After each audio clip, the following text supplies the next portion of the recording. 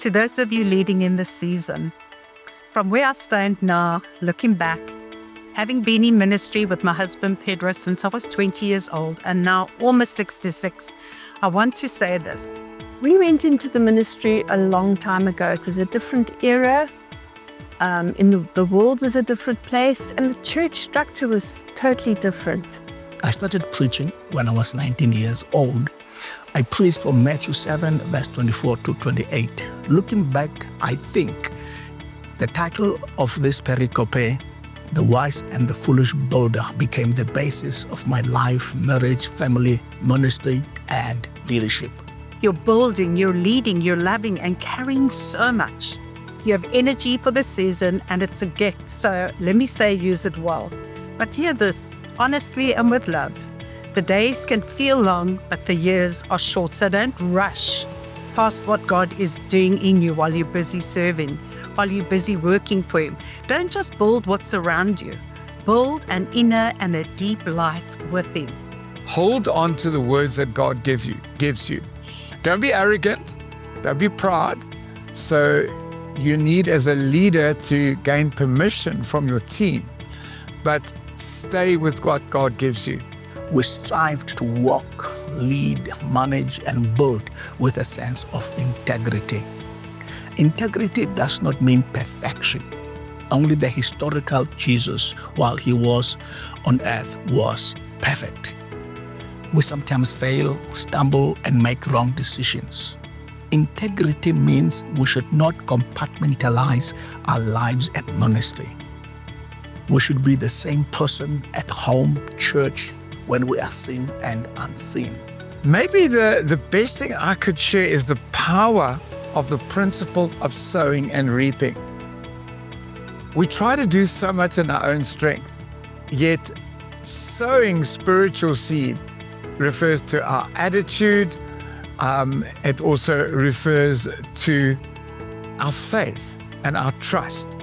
If we hear from God and are obedient to Him, I want to say this, that God will always produce harvest.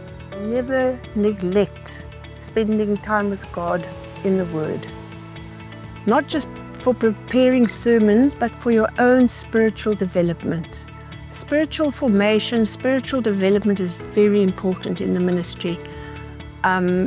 Also, never neglect praying together as a couple and with your children, because ultimately they too are in the ministry. I want to share the power of prayer, because that's probably the most important, the most significant, and the most effective seed we can sow. I think over the years, perhaps I spent too much time in analysis and strategy. All of that is important, by the way. But prayer touches heaven and changes earth. So hold what is yours to hold, lightly, faithfully, day by day, and then rest in what He is already holding completely. Then be prepared. People will hurt you. There are critics, many critics, and even mean people in the church. But I'm always reminded that we should develop thick skins but have a tender heart. Don't allow opposition and criticism to persuade you that you're a failure, you're not good enough, you've messed up.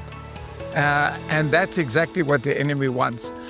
The rains, the storms, fires, criticisms will come our way, but we will stand. I wished I'd forgiven certain people sooner.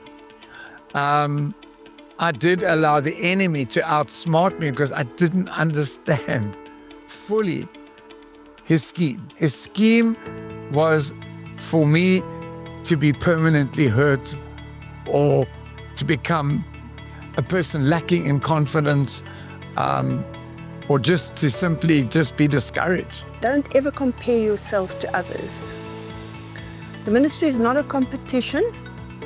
You are fearfully and wonderfully made, and each person has their different strengths and different weaknesses. So I want to encourage you out there, if you've been hurt, when you're hurt, trust God to give you the spiritual strength to forgive. And I want you to know this. I'm cheering you on. In John chapter 13 and verse 1, it says, He loved them, this is His disciples, to the very end. And that's my prayer for you. Having said all this, the ministry is the most wonderful, wonderful place to be. We never regretted the day that we said yes when our leader, Brother John Bond at the time, asked Donovan to go into the ministry. It was one of the most fulfilling and wonderful times of our lives, and enjoy it, have fun. It's a great place to be. God bless you.